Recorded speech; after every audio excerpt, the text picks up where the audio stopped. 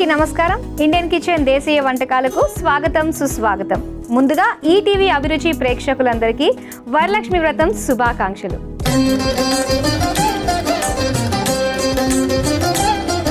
వరాలనిచ్చే ఆ మహాలక్ష్మి మనందరి కోరికలు మన్నించి మనకి భోగ భాగ్యాలు సిరి సంపదలు అందించాలని మనసారా అమ్మవారిని వేడుకుంటూ ఇక ఇవాల్టి కార్యక్రమాన్ని మనం ప్రారంభిద్దాం.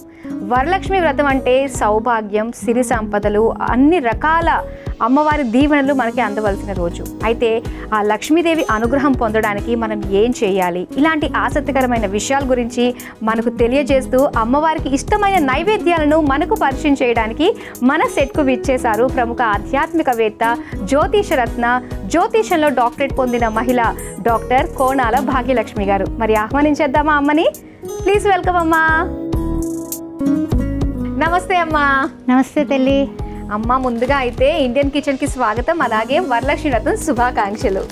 ఈటీవీ ప్రేక్షకులందరికీ కూడా వరలక్ష్మి వ్రత శుభాకాంక్షలు. అమ్మ, మీరు రావడం చాలా సంతోషంగా ఉంది. ఎందుకంటే మనం వరలక్ష్మి వ్రతం పూజ వ్రతం అన్నీ కూడా చేస్తూ ఉంటాము. ఈ శ్రావణ మాసం అంతా కూడా ఎంతో విశిష్టమైన రోజు, విశిష్టమైన మాసం అని చెప్పాలి. మరి శ్రావణ మాసము, వరలక్ష్మి వ్రతము, శ్రావణ శుక్రవారాలకు సంబంధించి మీరు మాకు ఎన్నో విషయాలు తెలియచేయాలి. అలాగే అమ్మవారికి ఇష్టమైన నైవేద్యాలు కూడా మీరు తయారు చేయాలి. తప్పనిసరిగా చేద్దాం. తప్పకుండా.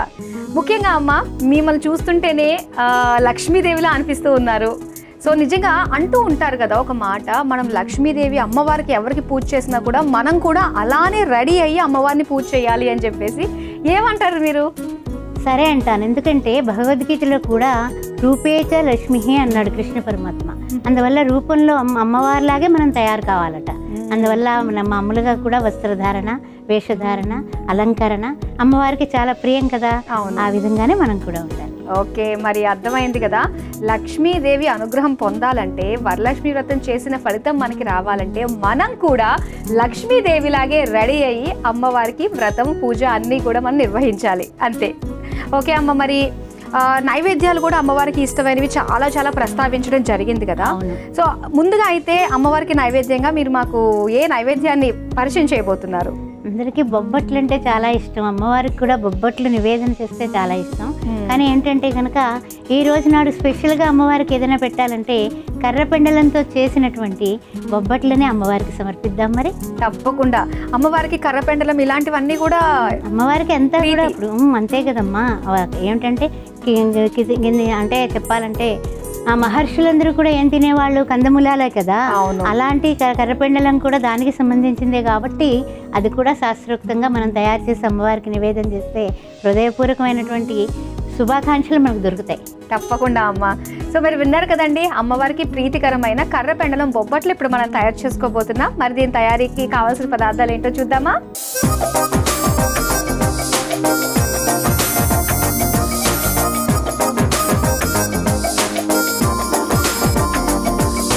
కర్రపెండలం బొబ్బట్టు తయారీకి కావాల్సిన పదార్థాలు సిద్ధంగా ఉన్నాయి. అమ్మ, కర్రపెండలంతో బొబ్బట్టు చేయడానికి రెడీగా ఉన్నాయి. ఇంకా మనం స్టార్ట్ చేద్దామా? మరి డెఫినెట్గానమ్మా. ముందుగా ఏం చేయాలి? తీసుకొని బౌల్లోని మైదా పిండి కాస్త వేసుకోతండి. ఓకే, బొబ్బట్టు కాబట్టి సో ఫస్ట్ మనము మైదా పిండి ముద్ద చేసేసుకుంటాం. అయితే సరే, మీరు డైరెక్షన్ ఇస్తూ ఉండండి, నేను చేస్తూ ఉంటాను. తప్పనిసరిగా తల్లి. ఓకే, వాటర్ తీసుకోమ్మా.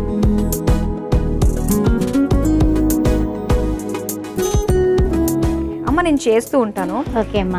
మీలాంటి ఆధ్యాత్మికవేత్తని అలాగా కేవలం వంట డైరెక్షన్కే కాకుండా మాకు అమ్మవారికి సంబంధించి ఎన్నో డౌట్స్ ఉన్నాయి కాబట్టి అవన్నీ కూడా మీరు మాకు క్లారిఫై చేయాలమ్మా. అయితే మనకి ఇన్ని మాసాలు ఉన్నాయి కదా, ఇన్ని మాసంలో అమ్మవారికి ఈ శ్రావణ మాసం కేటాయించి అమ్మవారికి అంటే మనకు అన్ని రకాలుగా కూడా అమ్మవారి నుంచి బ్లెస్సింగ్స్ తీసుకోవడానికి అనువైన మాసంగా శ్రావణ మాసాన్ని ఎందుకు ఎంచుకున్నాం మనం? చాలా మంచి ప్రశ్న వేశారు. శ్రావణ మాసం శ్రవణ నక్షత్రం రోజు పౌర్ణమి వస్తుంది కాబట్టి శ్రావణ మాసం అన్నారు. జ్యోతిష శాస్త్ర ప్రకారం కూడా ఈ శ్రావణ మాసానికి చాలా విశిష్టత ఉంది. శ్రావణ మంగళ గౌరీ నోములు, శ్రావణ మాస వరలక్ష్మి వ్రతాలు, అదే కాకుండా ప్రతి శుక్రవారం, ప్రతి గురువారం, ప్రతి ఇంకా చెప్పాలంటే ప్రతిరోజు కూడా శ్రావణ మాసంలో శ్రావణ శనివారాలు అన్నీ కూడా ముఖ్యమైనటువంటి శ్రావణ శనివారాలు కూడా. ఎందుకు వెంకటేశ్వర స్వామి శ్రవణ నక్షత్రం కదా. ఓకే, అందువల్ల ఏమిటంటే కనుక ఈ శ్రావణ మాస విశిష్టత చెప్పాలంటే కనుక 1, 2 అని కాదు, ఏ తిథైనా సరే ఈ యొక్క మాసంలో అన్ని శుభప్రదమే. ఓకే. అందుకే వివాహాలు అవుతాయి, గృహారంభ, గృహప్రవేశ అన్ని రకాలుగా అవ్వడం. ఆ తర్వాత ఇంకా చెప్పాలంటే కనుక ఈ అమ్మవారిని ఎవరైతే కనుక పూజిస్తారో, ఇప్పుడు గౌరీదేవిని అయితే మనం పసుపు గౌరవం చేస్తాం. అవును. అదే విధంగా పక్కన వినాయకుడు గౌరమ్మని పెట్టేసి మనం పూజ చేసుకుంటాం. ఏది సౌభాగ్యం కోసం. ఓకే. లక్ష్మీం క్షీర సముద్ర రాజతనయాం శ్రీరంగధామేశ్వరీం దాసీభూత సమస్త దేవవనితాం లోకైక దీపాంకురాం శ్రీమన్మంద కటాక్షలబ్ధ విభౌ బ్రహ్మేంద్ర గంగాధరం త్వాం కుటుంబినిం సరసిజాం వందే ముకుంద ప్రియం శుద్ధలక్ష్మి మోక్షలక్ష్మి జయలక్ష్మి సరస్వతి సుప్రసన్న మమ భవ అని ఏమిటంటే కనుక ఈ యొక్క సుప్రసన్న అంటే అందరికీ కూడా లక్ష్మీ కటాక్షం కావాలి. ధనమూల మిథన్ జగత్. అందువల్ల ధనలక్ష్మి కటాక్షం కావాలి కదా. ధనలక్ష్మి కటాక్షం కావాలంటే శ్రావణ మాసంలో ప్రతి స్త్రీమూర్తి కూడా కొద్దిగానో గొప్పగానో ఎంతో కొంత పిసరంత బంగారం కొనుక్కోవడం, రూపు కొనుక్కోవడం, ఆ రూపుని అమ్మవారి దగ్గర పెట్టుకొని పూజ చేసుకోవడం అనేది మన లోకాచారంగా ఒక సాంప్రదాయంగా వస్తూ వచ్చింది. ఓకే. అయితే ఈ శ్రావణ మాసంలో మనం వరలక్ష్మి వ్రతానికి ఏదైనా సరే చిన్న పిసరంత బంగారం కొనుక్కోవడం కానీ రూపు కొనుక్కుంటాం. ఆ రూపు కొనుక్కొని అమ్మవారిని పూజ చేసుకుని ఆ రూపుని మంగళసూత్రాల్లో వేసుకుంటూ ఉంటాం. ఒక 5, 6 అయిన తర్వాత ఏదైనా వస్తువు కొనుక్కున్నప్పుడు ఎంతో శుభప్రదంగా ఈ బంగారం అంతా కూడా వరలక్ష్మీదేవి ఇచ్చింది అనుకొని ఆనందపడుతూ ఉంటాం. సహజంగా స్త్రీలందరం, మహిళలందరూ. అయితే ఏంటంటే కనుక ఈ బంగారమే కాకుండా వెండి కూడా అమ్మవారికి ఇష్టమే కాబట్టి చంద్రమా మనస్సు జాతః అంటూ ఉంటారు. అంటే మనకారకుడు చంద్రుడైతే చంద్రుడి సహోదరి శ్రీ మహాలక్ష్మీదేవి. ఓకే. ఆమె సముద్రుడి యొక్క కూతురు. అందువల్ల ఈ యొక్క అమ్మవారు సముద్రంలో నుంచి ఉద్భవించింది కాబట్టి అమ్మవారికి ఇష్టమైనటువంటి ప్రియమైనటువంటి కళ్ళుప్పు కూడా పూజలో పెడుతూ ఉంటారు. ఒక బౌల్లో వేసి పెడతారు కళ్ళుప్పు కూడా. అంటే ఏంటంటే ఇంట్లో ఉన్నటువంటి ఏమైనా నెగిటివ్నెస్ ఉంటే ఈ పూజ ద్వారా ఆ యొక్క కళ్ళుప్పు పెట్టడం ద్వారా అమ్మవారు అవన్నీ లాగేసుకుని మనకి శుభప్రదం చేస్తుంది సుమా అని కళ్ళుప్పుని వాడతారు. ఓకే. ఈ విషయం అయితే కొత్తగా తెలుసుకున్నాను. కళ్ళుప్పు అందుకు పెడతారన్నమాట. డెఫినెట్ గా. సరేనమ్మా, ఇది వంట విషయానికి వచ్చేసరికి మైదా పిండి ముద్ద కలిపేసాను నేను. ఇప్పుడు ఏం చేయొచ్చు మనము? ఇప్పుడు ఏం చేయాలంటే బాండీ పెట్టుకొని చక్కగాని దానిలోని ఆ బెల్లం ఉంది కదా, ఆ తర్వాత కర్రపెండలం ఉంది, నెయ్యి ఉంది మనకి, అదే కాకుండా ఖర్జూరాలు. కర్రపెండలం వేయించేసుకుందాం. కర్రపెండలం కొంచెం నెయ్యి వేసి వేయించేసుకుందాం. ఓకే. దోరగా వేయించుకుంటే చాలా బాగుంటుంది. కానీ మనం ఏ వంట చేసినా కూడా మంచి మనసుతో చేసే తిన్న వాళ్ళందరికీ కూడా ఆ రోజు మంచిగా ఉంటుంది అంటారు కదమ్మా.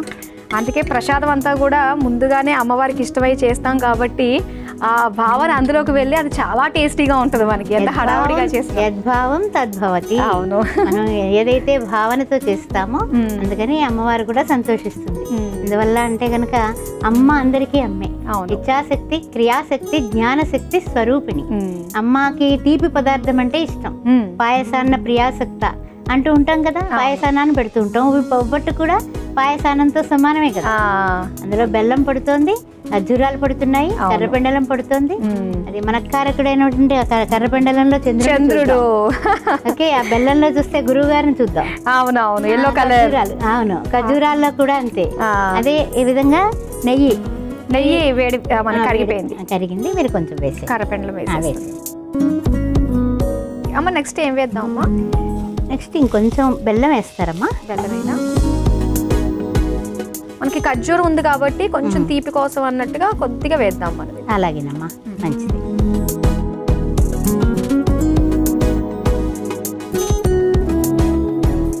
చూడండి, ఎప్పుడే దోరగా వేగి మంచి వాసన స్టార్ట్ అయిపోయింది. అవును.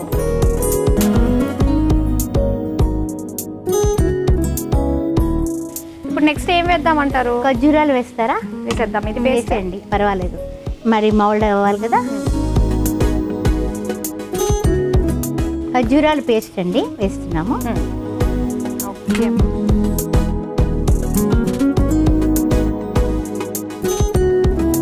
ఇది అవుతూ ఉంటుంది ఈ లోపు. ఇది కూడా ఒక్కసారి మీరు ఒక్కసారి కలపండి. ఒక్కసారి కలిపితే దగ్గరికి వస్తుంది.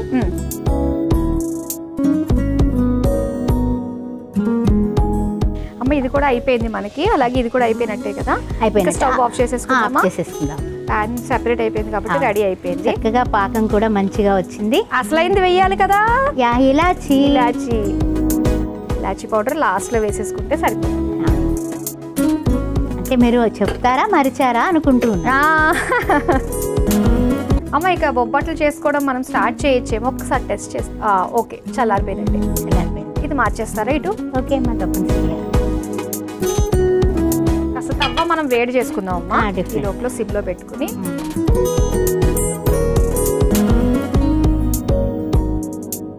ఇప్పుడు నేను బొబ్బట్లు చేయడం స్టార్ట్ చేస్తాను. ఎలా వచ్చినా మాత్రం మీరు బాగుందన్నారు. అబ్బో, అమ్మవారి అనుగ్రహం ఉంటే డెఫినెట్గా బాగుంటాయమ్మా. ఎందుకంటే ఇప్పటి వరకు పాకం అన్నీ కూడా చక్కగా కుదిరాయి కదా. అవును, జస్ట్ 2 ఉండలు చేసుకొని చక్కగా వస్తాయి. ఓకేనా ఇంత? చాలమ్మా.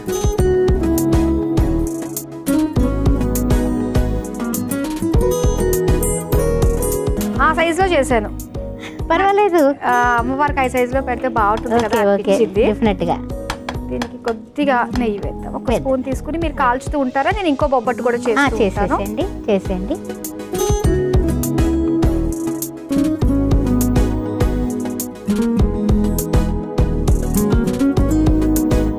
మరి రెడీ అయిపోయినట్టే కదా మనకి? అయిపోయినట్టేనమ్మా, చక్కగా అయిపోయింది. చూడండి ఎంత మంచి కలర్ వచ్చింది, చక్కగా అయిపోయింది. తీసేసేయండి. ఓకే,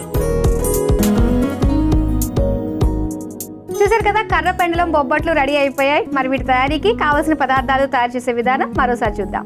కర్ర పెండలం బొబ్బట్లు తయారు చేసుకోవడానికి కావలసిన పదార్థాలు: మైదా పిండి, కర్ర పెండలం తురుము, బెల్లం తురుము, ఖర్జూరం పేస్ట్, యాలకుల పొడి, నెయ్యి. కర్ర పెండలం బొబ్బట్లు తయారు చేసుకునే విధానం: ముందుగా మిక్సింగ్ బౌల్లో మైదా పిండి, నీళ్లు పోసి ముద్దలాగా కలుపుకొని పక్కన పెట్టుకోవాలి. ఇప్పుడు స్టవ్ ఆన్ చేసి ప్యాన్ లో నెయ్యి వేసి కరిగాక అందులో కర్ర పెండలం తురుము దోరగా వేయించుకోవాలి. తర్వాత అందులో బెల్లం వేసి కరిగించుకోవాలి. తర్వాత ఖర్జూరం పేస్ట్, యాలకుల పొడి వేసి కొద్దిసేపు మగ్గించుకుని చల్లార్చుకోవాలి. ఇప్పుడు కలిపి పెట్టుకున్న మైదా ముద్దని చిన్న ఉండలాగా తీసుకుని చేత్తో పూరీలా ఒత్తుకుని చల్లార్చుకున్న కర్ర పెండలం మిశ్రమాన్ని చిన్న ఉండలా తీసుకుని మధ్యలో స్టఫ్ చేసి పీటపై వేసి బొబ్బట్లులా చేత్తో ఒత్తుకోవాలి. ఇప్పుడు స్టవ్ ఆన్ చేసి తవ్వ వేడి చేసుకుని ఒత్తుకున్న బొబ్బట్లు వేసి నేతితో 2 వైపులా కాల్చి సర్వింగ్ ప్లేట్లోకి తీసుకుని సర్వ్ చేసుకుంటే కర్ర పెండలం బొబ్బట్లు రెడీ.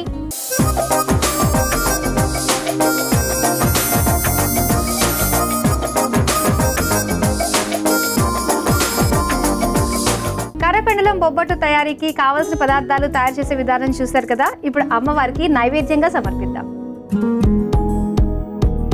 హిరణ్యవర్ణాం హరిణిం సువర్ణరథసృజాం చంద్రాం హిరణ్మయీం లక్ష్మీం జాతవేదో మవావహ. ఓం శ్రీ మాత్రే నమః. అమ్మవారికి ఇష్టమైన బొబ్బట్లు సమర్పించేశాము. ఇప్పుడు నేను ఒక వంట చేసి అమ్మవారికి నైవేద్యంగా సమర్పిస్తాను. ఏ వెరైటీ చేస్తున్నారు? ఇప్పుడు ఇది కూడా ఆరోగ్యకరమైందే, జొన్న లడ్డు తయారు చేస్తున్నాను. అబ్బో, తప్పనిసరిగా తప్పకుండా. మరి నేను చేసుకుందామా అండి అమ్మవారికి ప్రీతికరమైన జొన్న లడ్డు? మరి తయారీకి కావాల్సిన పదార్థాలు ఏంటో ఇప్పుడు చూద్దాం. జొన్న లడ్డు తయారీకి కావాల్సిన పదార్థాలు సిద్ధంగా ఉన్నాయి. ఇప్పుడు ఇది నా రెసిపీ, నేను తయారు చేయబోతున్నాను అన్నమాట. సో స్టార్ట్ చేద్దామమ్మ. మరి అయితే డెఫినెట్ గా ఏమేం పదార్థాలు తీసుకున్నారు? ఇదిగో జొన్నలు. ముందుగా అయితే జొన్నలు మనము దోరగా వేయించేసుకోవాలి. మీరు ఇంటికి వెళ్ళి ఏం చేసి వచ్చామంటే అక్కడ మంచి విషయాలతో పాటు మాధురి నేర్పించిన జొన్న లడ్డు కూడా నేర్చుకుని వచ్చానని చెప్పి నెక్స్ట్ వీక్ కి అమ్మవారికి నేను కూడా ప్రిపేర్ అవుతా. అవును, చక్కగా 4 శుక్రవారాలు వచ్చాయి కాబట్టి ఇది కొంచెం మనం దూరగా వేయించుకుందాం. ఓకే, డ్రై రోస్ట్ చాలు.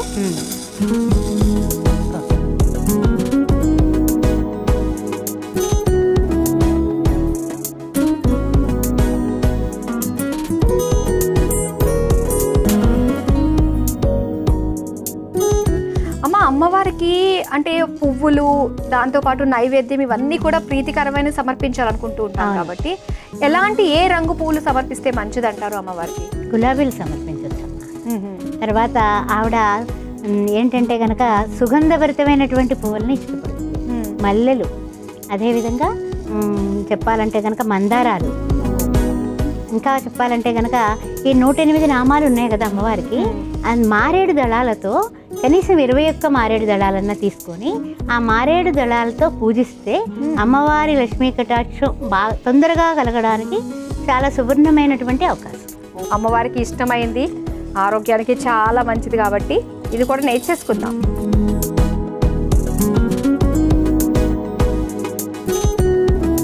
చాలా సింపుల్ రెసిపీ ఇదమ్మా. చాలా నాకే ముద్దుగా ఉంది. ఓకే అమ్మా, ఇప్పుడు ఇవి నేను మిక్సీ పట్టుకుని వచ్చేస్తాను. బయటకే కమ్మని వాసన వచ్చేస్తుంది మాధురి.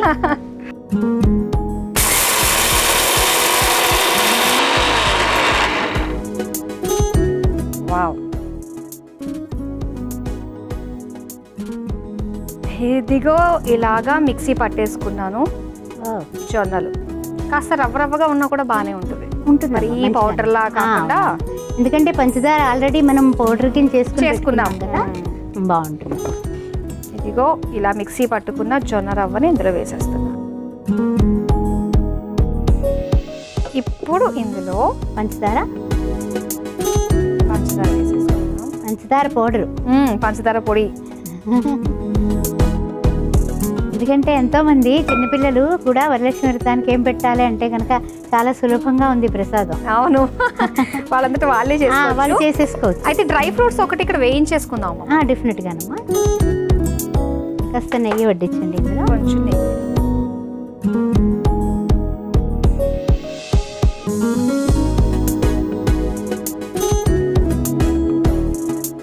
అలాగే ఈ డ్రై ఫ్రూట్స్ అన్నీ కూడా వేసేసుకుందాం. ముఖ్యంగా ఉద్యోగాలు చేసే అమ్మాయిలు అంటే ఉద్యోగ లక్ష్ములు చూడండి, చాలా తేలిగ్గా చెప్తున్నారు మన మాధురి. ప్రసాదం చాలా చక్కగా ఉంది, అందరికీ కూడా పంచవచ్చు. అవును, ఇందులో కొద్దిగా ఇలాచీ పౌడర్ వేస్తున్నానమ్మా. వేయండి, పిండి కలిపేటప్పుడే వేసేసుకుంటే అది సరిపోతుంది. ఇది అయిపోయిందమ్మా, ఆపేసాను. ఓకే, చక్కగా వేగిపోయాయి. అవి కూడా ఇందులో వేసేద్దామా? వేసి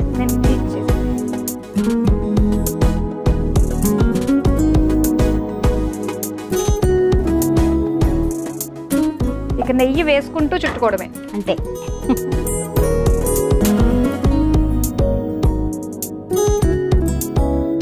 నెయ్యి వేసుకుంటూ లడ్డూలు చుట్టుకుందాం. తప్పనిసరిగా.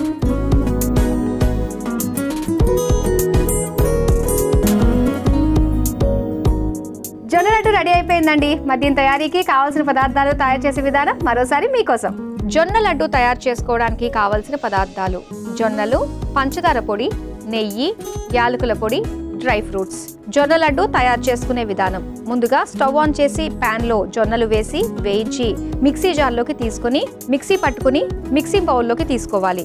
తరువాత అందులో పంచదార పొడి, యాలకుల పొడి వేసి పెట్టుకోవాలి. ఇప్పుడు మళ్ళీ స్టవ్ వెలిగించి ప్యాన్ లో నెయ్యి వేసి కరిగాక అందులో తరిగిన జీడిపప్పు, బాదం పప్పు వేసి వేయించుకొని మిక్సింగ్ బౌల్లోకి తీసుకుని కలిపి నెయ్యి వేస్తూ ఉండలు చుట్టుకుని సర్వింగ్ ప్లేట్లోకి తీసుకుని సర్వ్ చేసుకుంటే జొన్న లడ్డు రెడీ.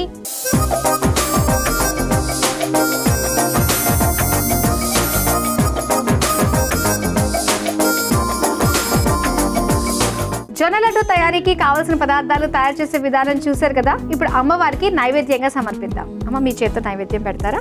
తప్పనిసరిగా.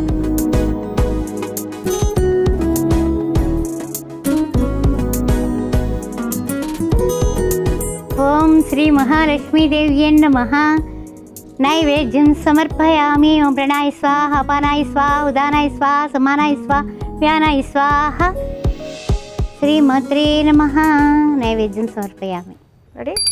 ఓం లక్ష్మీం క్షీరసముద్రరాజతనయాం శ్రీరంగధామేశ్వరీం దాసీభూత సమస్తదేవవనితాం లోకైక దీపాంకురాం శ్రీమన్మందకటాక్షలబ్ధ విభౌ బ్రహ్మేంద్ర గంగాధరాం తాం త్రైలోక్య కుటుంబినీం సరసిజాం వందే ముకుంద ప్రియం. శుద్ధలక్ష్మి, మోక్షలక్ష్మి, జయలక్ష్మి, సరస్వతి సుప్రసన్నా మమ సర్వదా.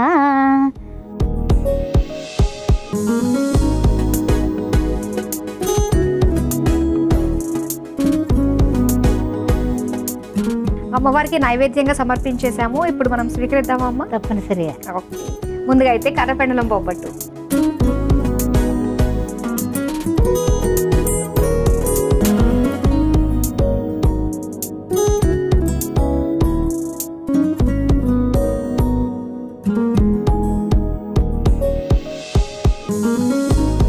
బాగుంది కదా? చాలా బాగుంది, చాలా టేస్టీగా ఉంది. కర్రపెండలం టేస్ట్ కమ్మగా చాలా రుచిగా ఉంది. అన్నట్టుగా కొంచెం పలుచగా చేస్తుంటే ఇంకా బాగుంది కదా. ఓకే, ఇప్పుడు జొన్న లడ్డు.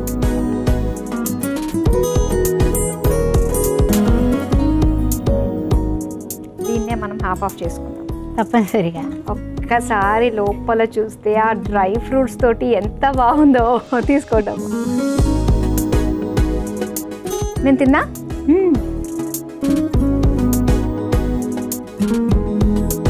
బాబా